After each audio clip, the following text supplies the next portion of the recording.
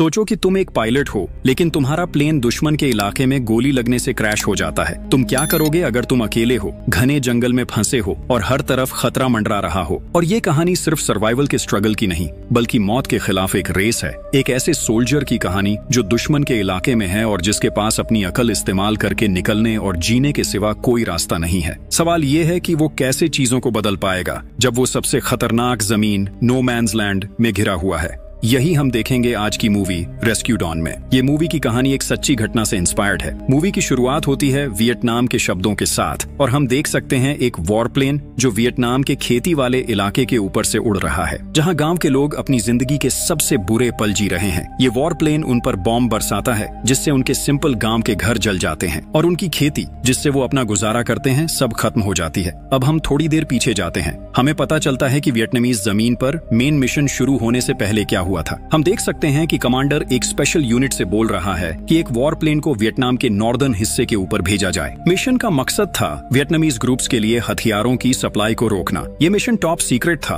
और किसी को भी, चाहे वो किसी भी रैंक का हो, इस सीक्रेट मिशन के बारे में बात करने की मनाही थी। अगर कोई अपने परिवार से भी इस बारे में बात करता तो उसे जान से मार दिया जाता। इसके बाद वो लोग कुछ स्किल्स की ट्रेनिंग शुरू करते हैं जो मिशन में उनकी मदद करेगी, जिसमें जिंदा रहने की ट्रेनिंग भी शामिल है। ये एक बेसिक पार्ट है जिससे वो अपने मिशन की कामयाबी को पक्का कर सकते हैं। इस दौरान डीटर ऑफिशियल से कहता है कि मिशन के लिए तैयारी करें। सोल्जर के जूते में एक सीक्रेट पॉकेट डिजाइन करें जिसमें वो अपना अमेरिकन पासपोर्ट या कोई ऐसी चीज रख सके जो उसकी पहचान साबित कर सके। जब उन्हें मिशन को पूरा करने के लिए फाइनल इंस्ट्रक्शंस मिलते हैं तो पहली चीज जो वो करते हैं वो है उन्हें चेतावनी देना कि किसी भी तरह की मिलिट्री कम्युनिकेशन का इस्तेमाल न करें। जंग के दौरान और चाहे उन पर हमला हो जाए तब भी उनके लिए किसी भी सोशल या मिलिट्री कम्युनिकेशन का इस्तेमाल करना नामुमकिन है। इसका कारण ये है कि उन्हें वियतनामीज मिलिट्री ग्रुप से जानकारी मिली है कि उनके पास सिग्नल्स और मिलिट्री कम्युनिकेशंस को हैक करने की एबिलिटी है। इस वजह से उनकी लोकेशन पता चल सकती है और उन पर हमला हो सकता है। इससे अमेरिकन सोल्जर्स के बीच बहुत बड़ा नुकसान हो सकता है, चाहे वो हथियार हो,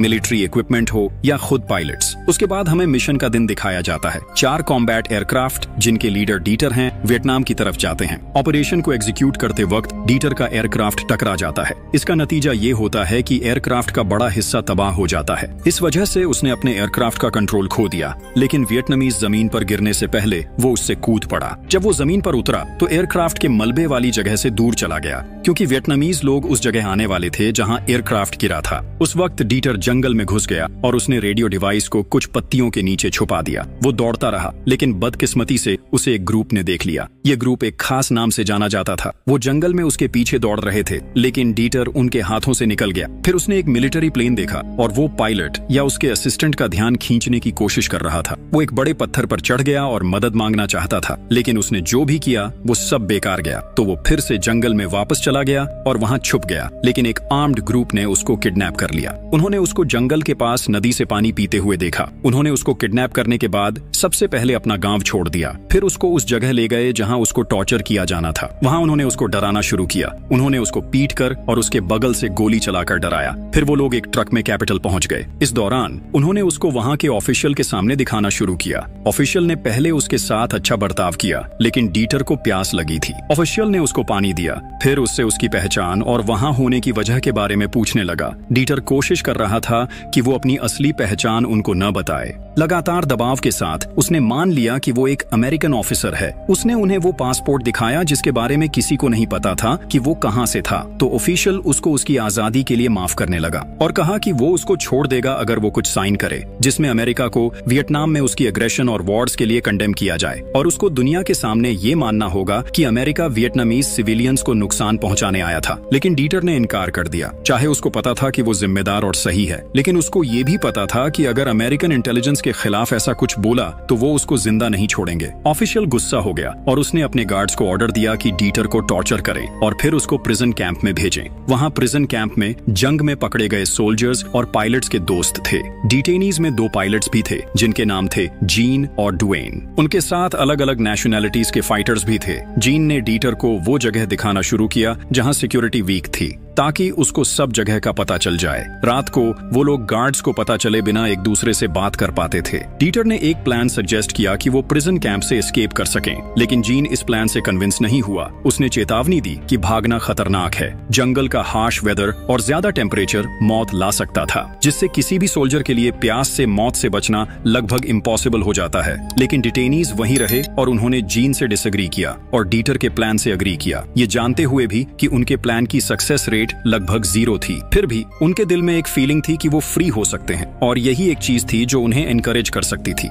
लेकिन उन्होंने दिन में एस्केप करने से इनकार किया क्योंकि दिन के वक्त ज्यादा टेम्परेचर उन्हें एक्सपोज कर देता। तो उन्होंने रात को प्लान को इम्प्लीमेंट करने का सही टाइम चुना। लेकिन रात के वक्त उन्हें एक बड़ी प्रॉब्लम का सामना हुआ क्योंकि वो लोग आयरन चेन से बंधे हुए थे और इसने उनके प्लान की सक्सेस के बारे में एक बड़ा कंफ्यूजन पैदा कर दिया। डीटर ने उन्हें बोला कि उसको कोई भी लोहे का टुकड़ा चाहिए, जैसे कि कील, ताकि वो जंजीर खोल सके। तो उन्होंने दीवार में लगी कीलें निकाल ली और उससे जंजीर खोलने में कामयाब हो गए। सच में डीटर का आइडिया काम कर गया और इससे उनका उस पर भरोसा और बढ़ गया। अगले दिन गार्ड्स ने देखा कि एक अमेरिकन फाइटर प्लेन कैंप के ऊपर से उड़ रहा है। इस अमेरिकन प्लेन ने वियतनामीज को ये सोचने पर मजबूर किया कि बंदी फौज के लोग अपने दोस्तों से बात कर सकते हैं और उनकी हेल्प मांग सकते हैं। गार्ड्स ने प्रिजनर्स पर गोली चलानी शुरू कर दी, ऐसी कि उन्हें चोट लगे पर मरे नहीं, ताकि वो दर्द में तड़पते रहें। इस सजा से मार्टी के सिर में 2 बार गोली लगी। तब जीन ने डीटर को ऑर्डर दिया कि एस्केप का प्लान कैंसिल कर दे ताकि वो खतरे में न पड़े, क्योंकि प्लान के शुरू होने से पहले ही उन्हें परेशानियां होने लगी थी। इसके साथ ही जीन उससे कहता है, अगर मैंने तुझे ये प्लान करते देखा तो मैं गार्ड्स को बता दूंगा। कुछ दिन बाद बंदी लोग डीटर का बर्थडे सेलिब्रेट करने का दिन आता है। वो उन्हें बताता है कि उसने जेल से भागने का प्लान बदल दिया है। नया प्लान ये है कि हमें पूरी जेल पर कब्जा करना होगा। वो कहता है यही हमें बचाएगा और हमें इतना टाइम देगा कि हम कोई भी मिलिट्री प्लेन जो जेल के ऊपर से गुजरे उसे बुला सकें। उसी वक्त सारे बंदी डीटर के साथ सहमत हो जाते हैं और मिशन को पूरा करने के लिए हाँ बोल देते हैं। वो ये मिशन 4 जुलाई को करेंगे, जो अमेरिका का इंडिपेंडेंस डे है। तो वो उस दिन के लिए हर तरह से तैयारी शुरू कर देते हैं। उन्होंने हर छोटी बात पर ध्यान दिया जो गार्ड से जुड़ी थी और ये भी कि वो जेल की रखवाली कैसे करते हैं। आखिर में काफी डिटेल और ध्यान से स्टडी करने के बाद उन्हें पता चला कि गार्ड्स जब खाना खाने जाते हैं तो अपने हथियार अपनी ड्यूटी स्टेशन पर छोड़ देते हैं। फिर रात हुई और वो सब उस झोपड़ी में जाग रहे थे जहां वो सोते थे। बहुत मुश्किल के बाद उन्होंने झोपड़ी का फर्श खोद दिया। डीटर के लिए वो जेल की फेंस के उस खुले हिस्से से गुजर गया जिससे उन्हें किचन में गार्ड्स को मारने का मौका मिल सके। हम जानते थे कि गार्ड्स के पास कोई हथियार नहीं होंगे। डीटर ने उन्हें जल्दी करने को कहा और प्लान को तुरंत शुरू करने को बोला, क्योंकि उसने गार्ड्स की आवाजें सुनी थीं जो कह रहे थे कि वो सारे बंदी लोगों को मार डालेंगे। एक वियतनामीज गार्ड ने अपने दोस्त से पूछा, हम इन्हें क्यों मारने जा रहे हैं? उसका दोस्त बोला, क्योंकि ये लोग भागने की कोशिश करेंगे। अगली सुबह उसने बंदी लोगों को 2 ग्रुप्स में बांट दिया। वो और ड्वेन पहले ग्रुप में थे, जबकि जीन दूसरे ग्रुप में था। डीटर के जाने से पहले उसने उन्हें कहा कि उन्हें अलग अलग रास्ते लेने होंगे और हम किचन में मिलेंगे। सच में डीटर उन हथियारों को जमा करने में कामयाब हो गया जो गार्ड्स अपनी जगह पर छोड़ देते थे जब वो खाना खाने जाते थे। फिर डीटर ने सारे हथियार लेकर बंदी लोगों में बांट दिए। इसके बाद डीटर और ड्वेन किचन में गए और गार्ड्स पर हमला कर दिया, उन्हें गोलियों से मार दिया। लेकिन दूसरा ग्रुप लेट हो गया तो डीटर को डर लगने लगा, क्योंकि अगर गार्ड्स ने हेल्प मांगी तो उनका प्लान फेल हो जाता और उन्हें मार दिया जाता। अब हम दूसरा ग्रुप देखते हैं जिसका लीडर जीन था। उन्होंने मिशन छोड़ दिया और एक अलग रास्ता ले लिया। डीटर और ड्वेन भाग निकलने में कामयाब हो गए। उनके भागने के कुछ दिन बाद बारिश का मौसम शुरू हो गया, जिससे उन्हें पीने के लिए काफी पानी मिल गया ताकि वो अपना सफर पूरा कर सकें। उन्होंने लकड़ी से एक छोटी सी नाव बनानी शुरू की ताकि वो नदी पार कर सकें और बड़ी नदी तक पहुंच सकें, जो थाईलैंड का गेटवे मानी जाती है। लेकिन बदकिस्मती से वो छोटी नाव एक बहुत खतरनाक झरने की तरफ जा रही थी, पर आखिरी वक्त में वो नाव से उतर गए। वो दूसरे किनारे तक पहुंच गए और अपना सफर जारी रखा जब तक वो एक सुनसान गांव में न पहुंच गए।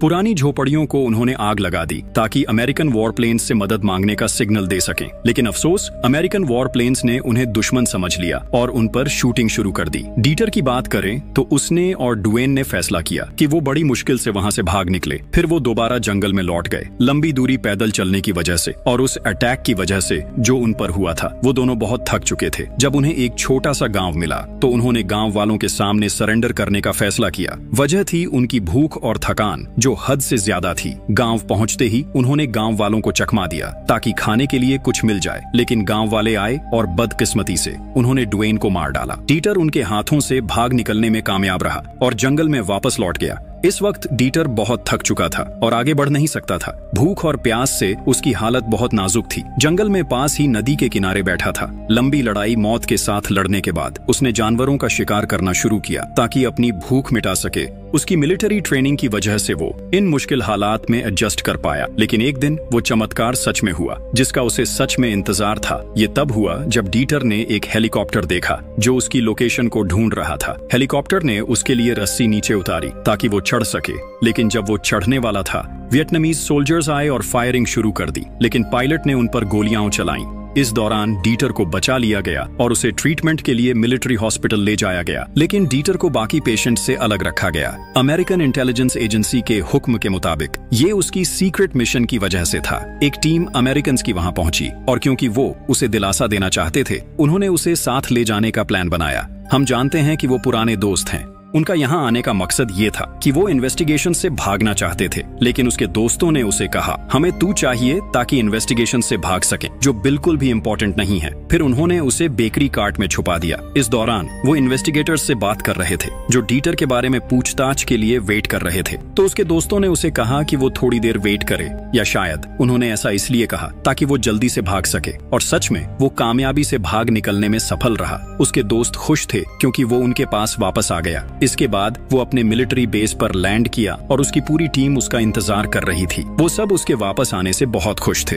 कमांडर ने डीटर से कहा मैं खुश हूँ क्योंकि तू हमारे साथ काम पर वापस आ गया। और कमांडर ने उससे ये भी कहा तू वापस आया क्योंकि तूने देश पर भरोसा किया। डीटर ने उसे जवाब दिया मुझे बस इतना भरोसा है कि तुम मेरे लिए एक मीट ला दो। और ये मूवी यहीं खत्म होती है। कमेंट्स में बताना आपको ये मूवी कैसी लगी, और इस जॉनर की और मूवीज चाहिए तो कमेंट्स में लिख देना यस, और हाँ, चैनल को सब्सक्राइब करना मत भूलना।